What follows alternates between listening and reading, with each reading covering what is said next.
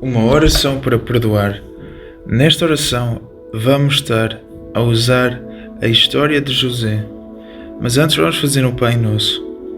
Pai Nosso que estás nos céus, santificado seja o seu nome. Venha sobre nós o seu reino. Que seja feita a sua vontade, assim na terra, assim também no céu. O pão nosso de cada dia nos dê hoje. E perdoa as nossas ofensas, assim como nós perdoamos o que nos ofende. Não nos deixes cair em tentação, mas livra-nos do mal, pois seu é o reino, o poder, a honra e a glória, hoje, amanhã e para todo o sempre. Em nome de Jesus Cristo.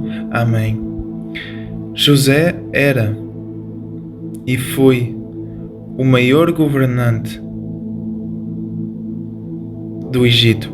No entanto, José foi vendido como um escravo pelos próprios irmãos. Os irmãos faziam pouco dele, chegaram a enterrá-lo, fizeram coisas impensáveis,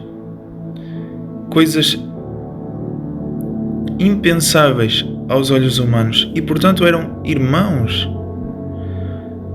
Mas mesmo assim, Deus tinha um plano para José.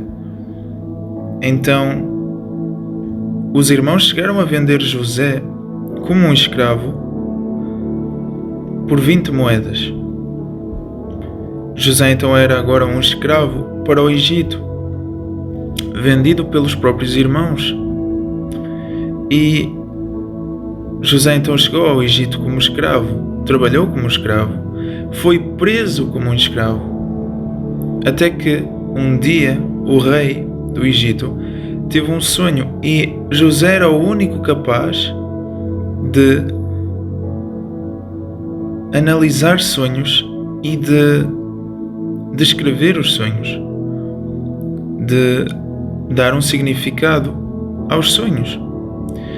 Então, como ele era o único, e aqui entra aquela metáfora de que tu só terás valor para aquilo que precisa do teu valor. Tu só terás valor para aquilo que pode beneficiar com o teu valor, para aquilo que vê o valor em ti. Por exemplo, eu vou estar a usar aqui um exemplo fora do contexto bíblico, mas para que tu possas ter uma noção, para que tu possas te valorizar também, o que é muito importante. Um pai queria dar um carro a uma filha, à sua filha, e então ele foi a uma sucata. Sucata é uma palavra em português para um lugar onde tem carros abandonados, carros muito velhos, carros que com sorte ainda andem. E o pai então foi a esse lugar a buscar um carro para a sua filha. E ele encontrou lá um carro todo velho. Um carro clássico, mas velho. E na altura era um carro, um dos melhores carros que existia. Só que, como o tempo passou e as pessoas adotaram outros comportamentos a nível de compra de carro e estilo de carro, aquele foi deixado para trás.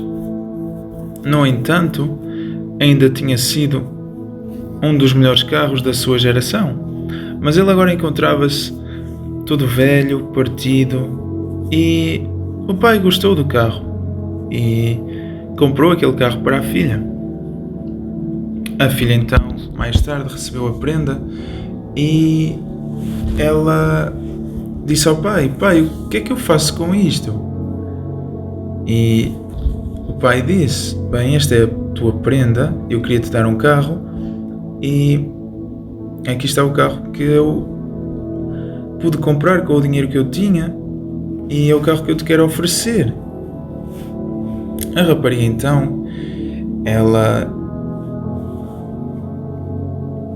disse ao pai: "Pai, mas o carro está velho e eu tenho outros gostos.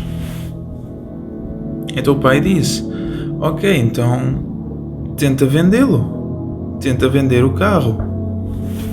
Então a rapariga foi a uma sucata vendê-lo.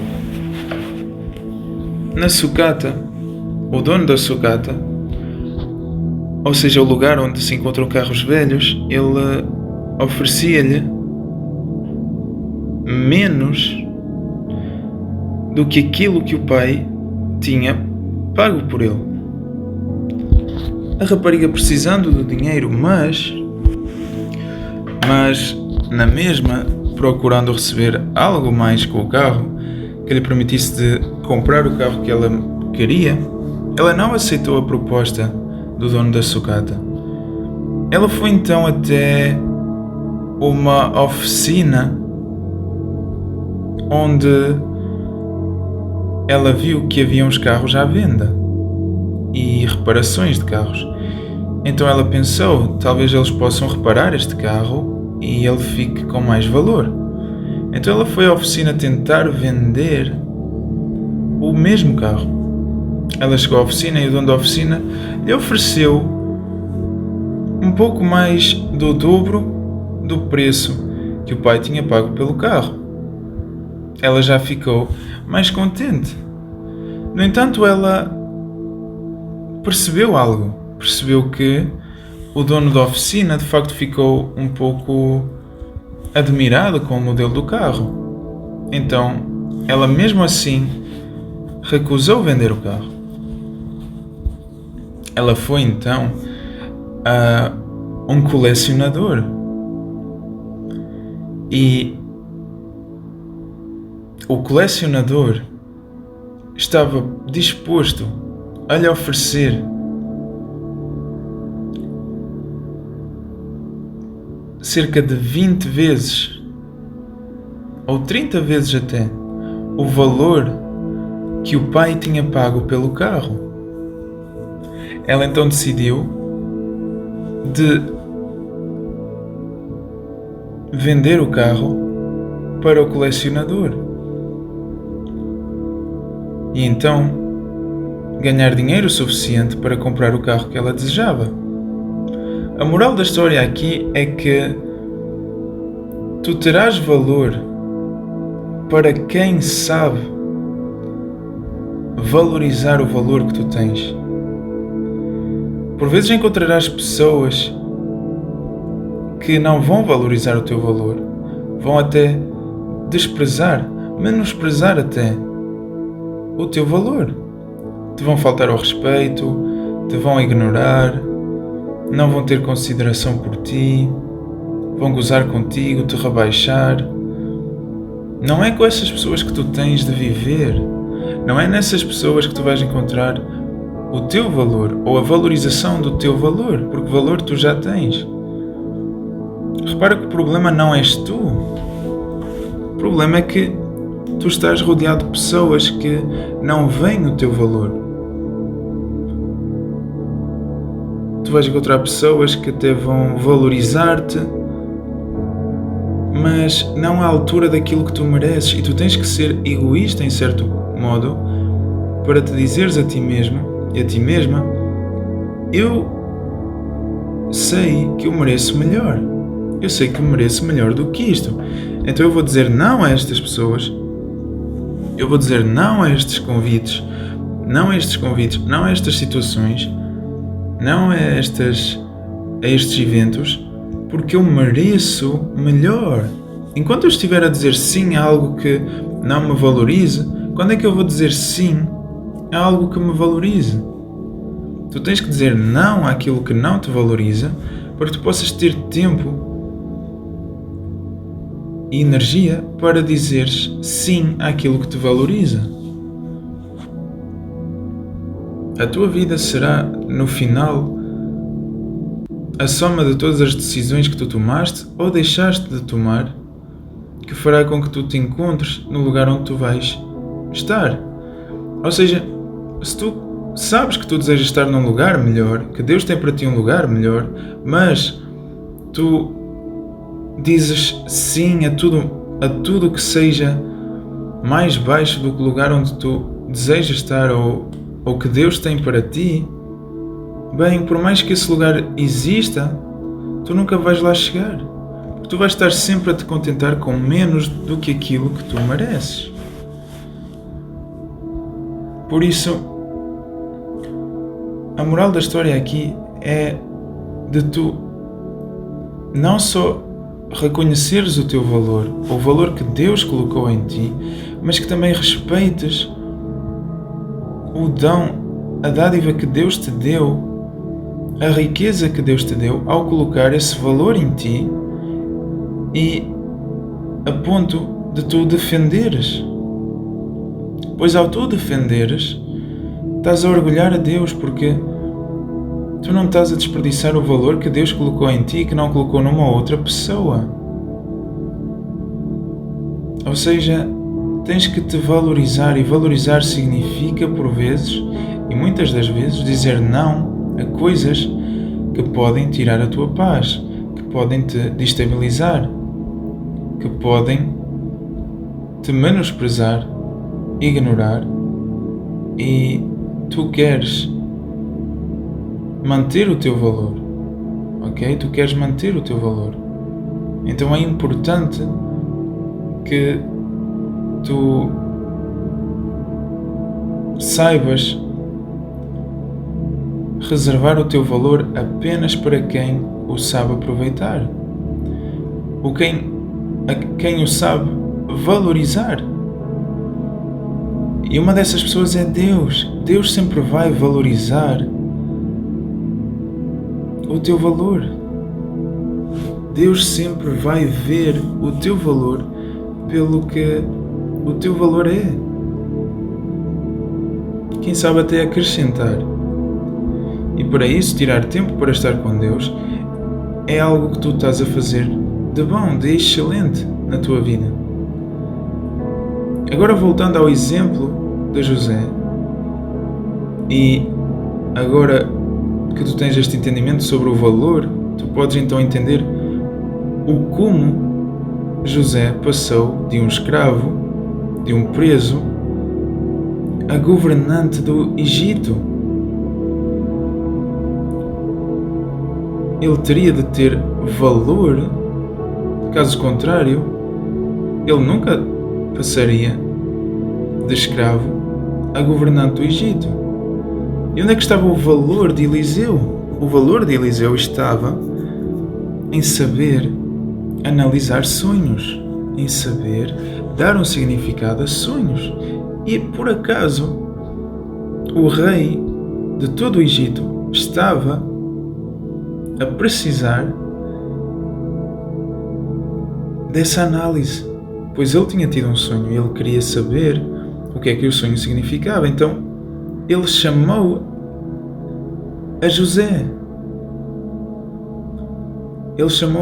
E então José fez uso do seu dom,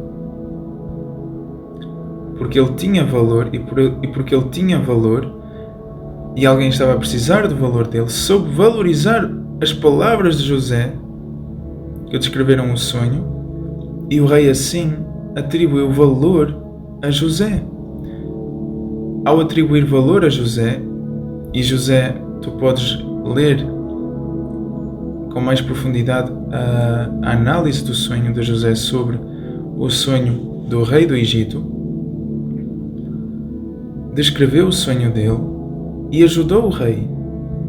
O rei então valorizou esse ato de José e lhe ofereceu a posição de governante do Egito, a posição que estava logo abaixo do trono do rei. E tu podes achar que a história de José terminaria aí, mas não. A história de José é que os irmãos dele, que o tinham vendido, menosprezado, tinham lançado ele num poço, queriam até matá-lo. Os irmãos tiveram que ir para o Egito. E quem é que eles encontraram lá? José. Mas eles não reconheceram José porque José tinha mudado. No entanto, os irmãos dele não tinham mudado nada. E José os reconheceu. Repara que quem faz o mal geralmente fica sempre no mesmo lugar. Ou faz o mal porque tem ficado sempre no mesmo lugar. É só quando deixar de fazer o mal que alguém pode evoluir na vida. Não te preocupes se alguém te deseja o mal, eles vão ficar onde estão. Deus, sendo um Deus justo, Ele vai te favorecer. Ele vai fazer com que tu mudes, com que tu cresças, com que tu evoluas.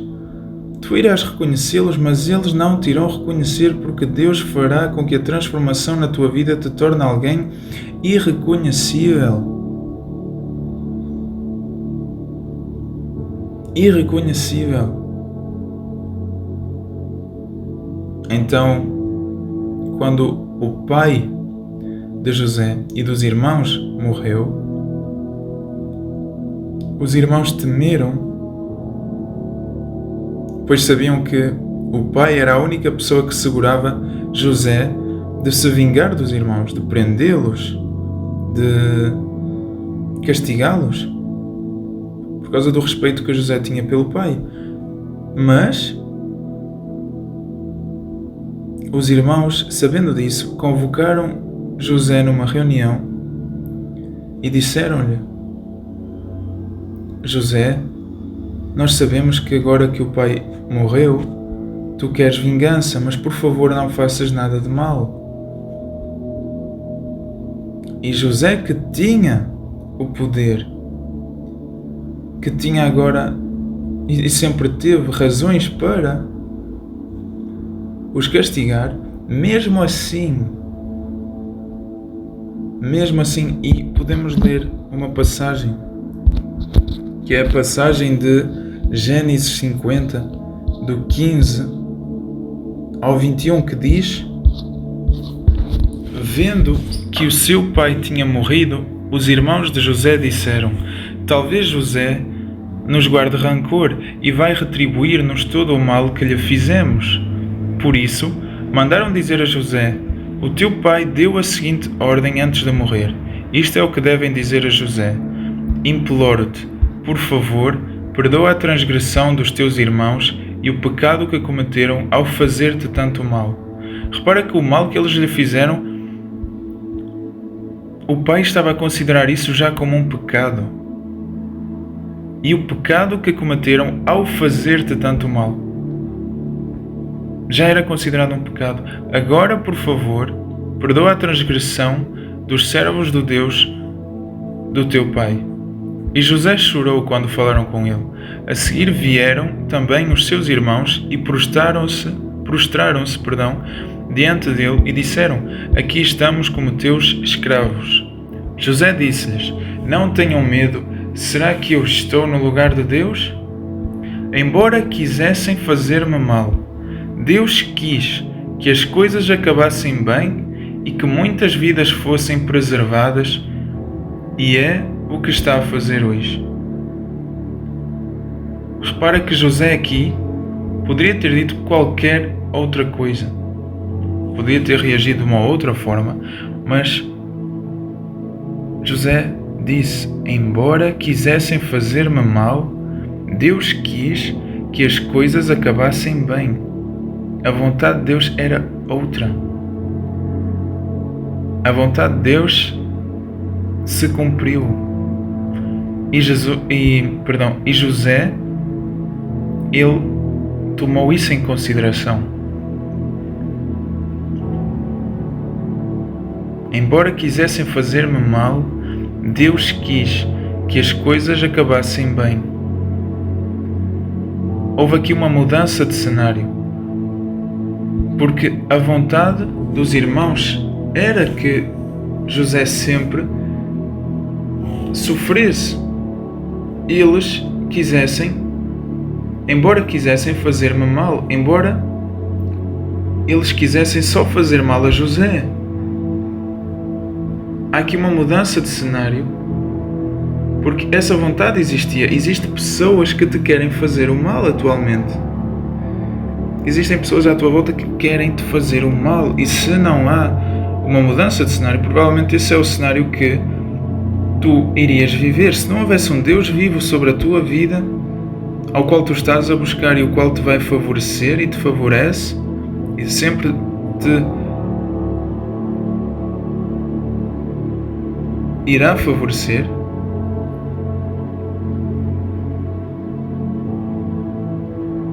e sempre te favoreceu, pois tu não sabes dos lugares onde Deus te livrou, isso seria o que tu irias viver, muito provavelmente.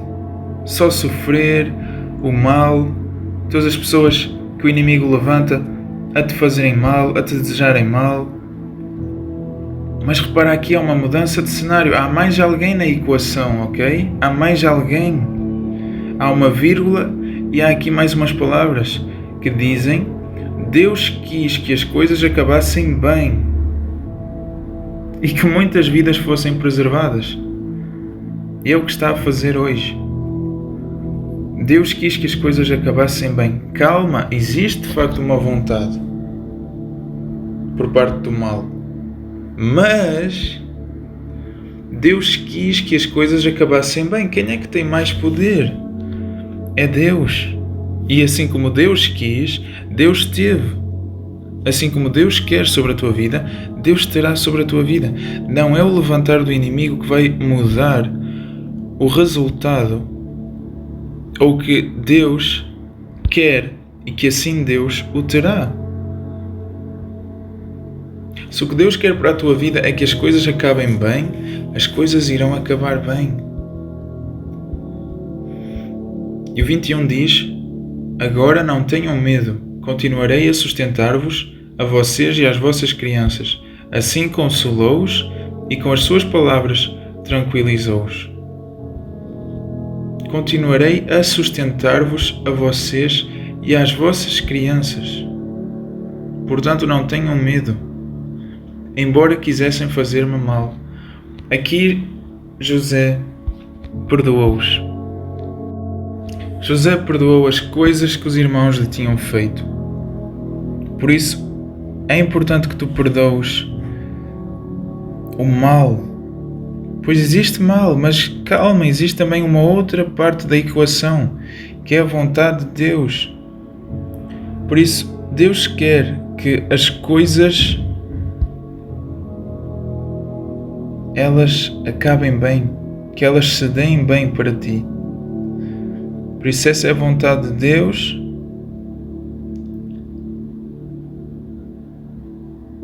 Deus terá esse cumprimento. E então, sabendo disso, perdoa. Perdoa as pessoas que te desejaram o mal.